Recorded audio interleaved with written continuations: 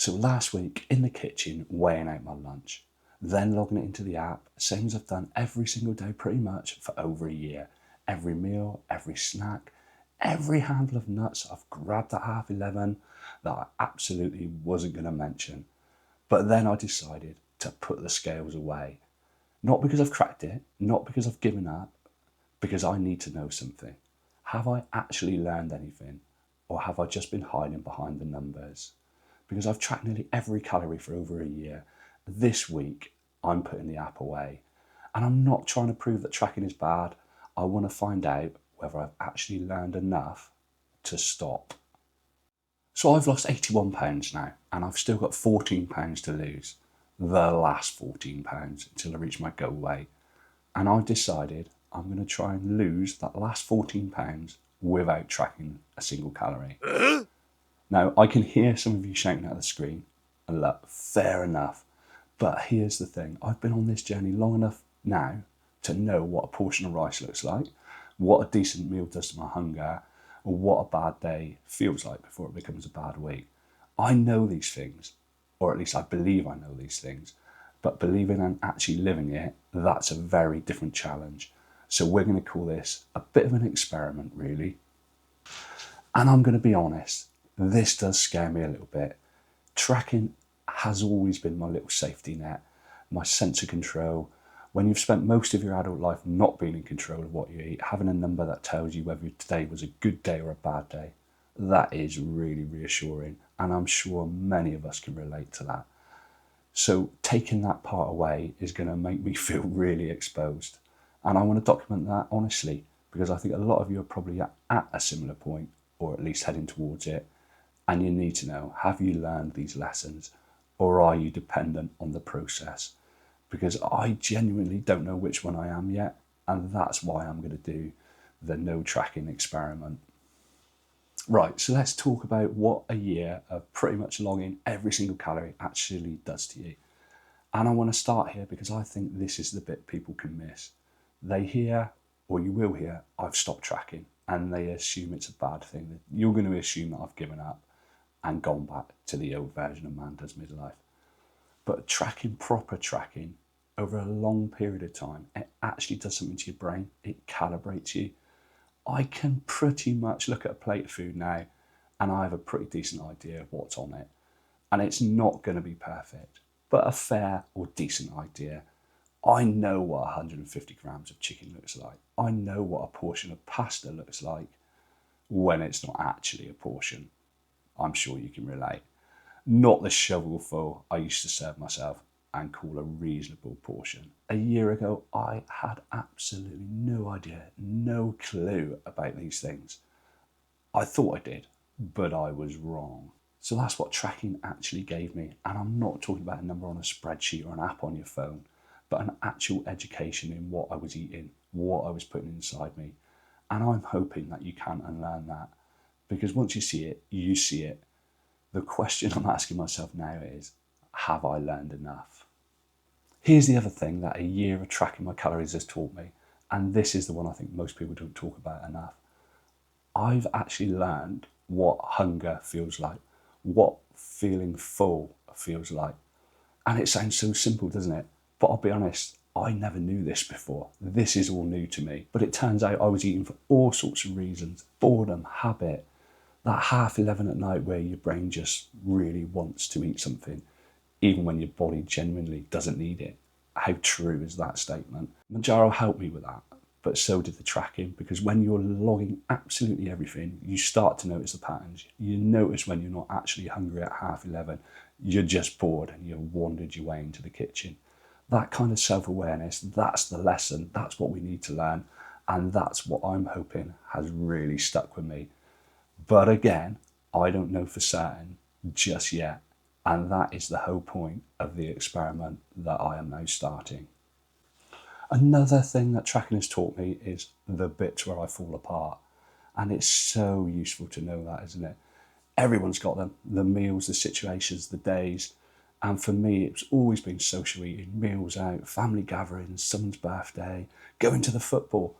The stuff where you can't really weigh your chicken breasts and people will look at you like you've completely lost the plot. And the takeaways. I'll be honest, the Saturday night takeaways was, and still is, a thing I have to be quite deliberate about. Because left to my own devices, my inner greedy little boy is absolutely still there, still inside of me.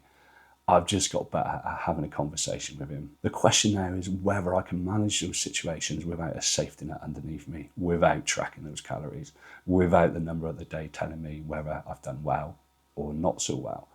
Because that number, I'll be honest, it's been a crutch. Reassuring crutch, but absolutely still a crutch.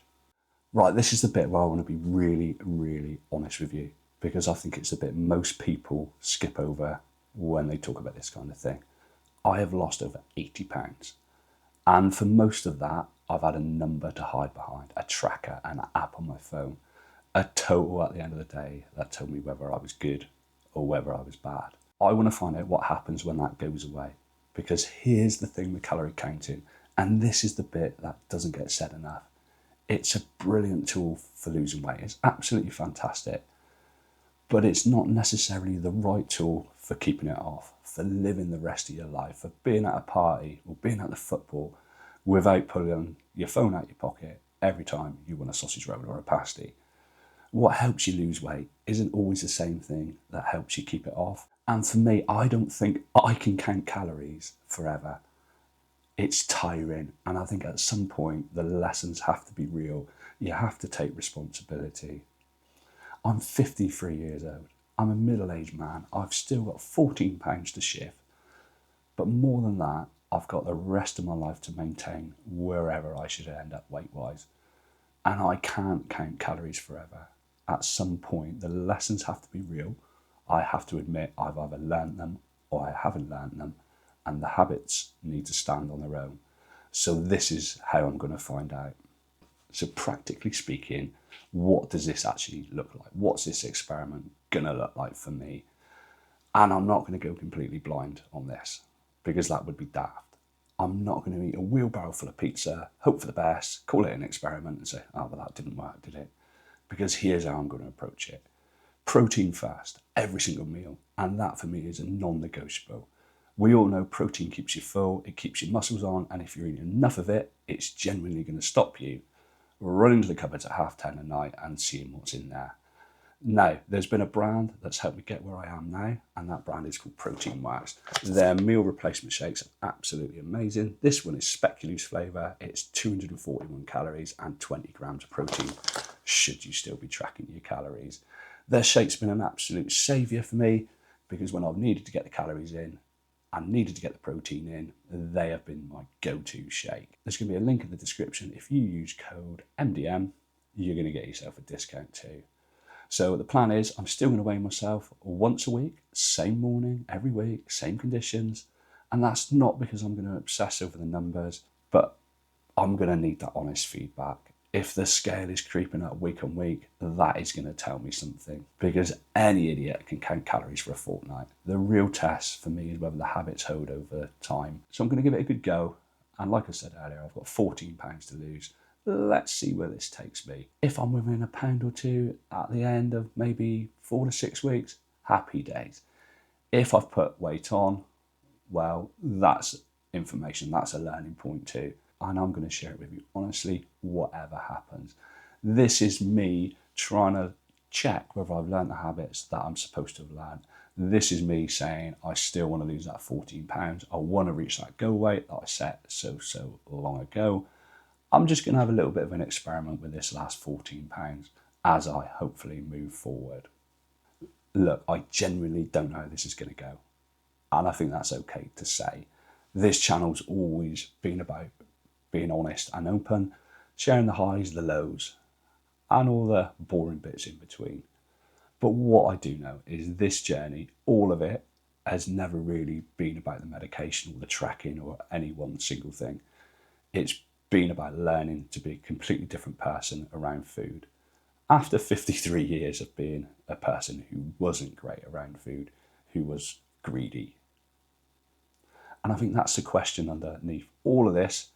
Not can I lose that final 14 pounds without counting calories, That's just the question on the top. The real question is, has anything actually changed? Or have I just had an awful lot of help with the Mounjaro? And there's only one way I'm going to find that out.